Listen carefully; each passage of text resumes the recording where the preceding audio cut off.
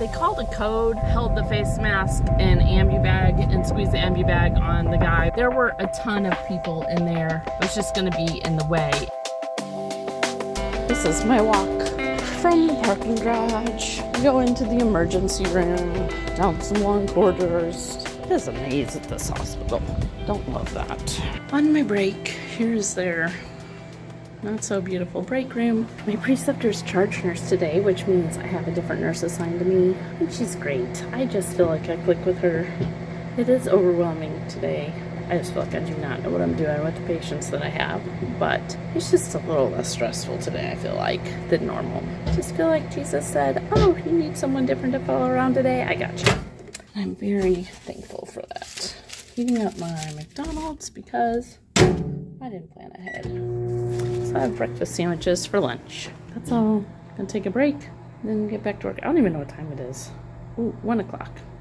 So not too bad. All right, guys. So for me, clinicals could not have gone better considering the unit I was in. I am in my cardiovascular unit right now, which I do not like at all. I'm not interested in doing cardiovascular at all. Don't really love my preceptor. My preceptor today was charge nurse, which meant she pawned me off onto another nurse. She was a great nurse, super experienced, and you could tell had genuine compassion for her patients. She had some very needy patients, and she didn't run out of patience for them. She was just so kind. Not a perfect nurse. No one can do every single thing they're supposed to do as a nurse, honestly. That's sad, but that's just the reality of it. But anyways, I was just super thankful to have a different nurse to work with because, yeah, my preceptor and I, we're just a little tired of each other, I think. We've been polite, like no words have been said or anything, but you know, some people you jive with more than others. So yeah, help with some patients that were needy. Got to see how an experienced and caring nurse deals with very needy patients. Got a good review of the renal and diabetic diet together, so that was good. And then at the end, when it was time to go home, they called a code on one of the cardiovascular floors, so it was not totally worn out. So I went to go see what was going on in the code, because as a nursing student, you can do that. I guess as a student in a teaching hospital, when they call things like codes, you can go. That's a good opportunity to go learn and see stuff.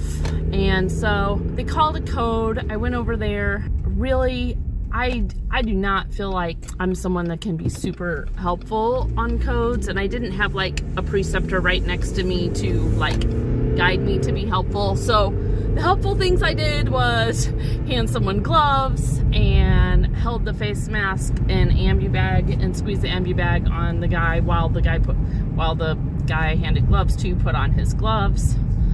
And then I quickly realized for that particular case, there were a ton of people in there, and I felt like I was just gonna be in the way. And I saw that there was family outside and just one chaplain with them outside. So I went and I left the room. I went and got a cup of cold water because I just felt like if I was that lady, I might appreciate a cup of ice water. So I went and got her a cup of ice water, came back around, handed her some ice water.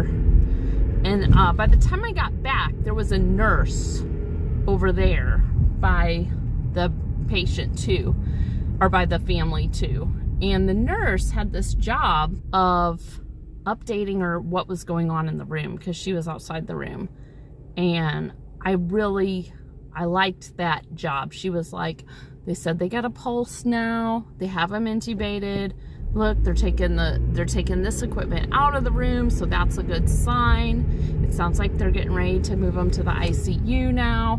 It was just really interesting to see how she interacted with the patient, reassured the patient, let the patient know what was going on until the doctors could come and update. And of all the positions, going on during that code, if I was an experienced nurse, I feel like that's the one I would gravitate to. So it's neat to watch her do her job.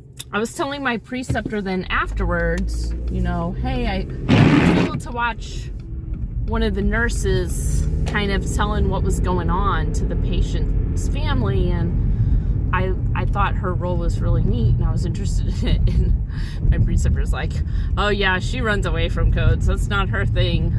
And she's like, I wish the kids weren't anywhere nearby during codes. I wish they weren't nearby. And I just thought, I really, as a parent who's been in the room when a code was called on my kid, I'm really thankful that no one pushed me out of the room. They offered if I wanted to leave, but I said no, and they didn't push me out of the room, and I was thankful. So, you know, just one little more spot where my preceptor and I disagree on how things should go. But that's definitely like in our debate class, or in our ethics class, we have a debate coming up, and we could, you know, pick topics. And one of them was, should family be allowed to be in the room during a code? So, like, that's a legit topic that comes up, and I probably am more towards the, you know, offer, hey, can I sit outside the room with you, or can we go for a walk? But I'm for the don't push a family member out of the room, as long as they're not getting in the way. But anyway, she was sitting right out the door. She was listening. That's where she wanted to be.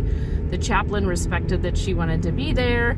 And like I said, a nurse, I went and got her a cup of water because I saw she was sitting out there, and she just looked like someone who could use some cold water. She looked like she needed a drink.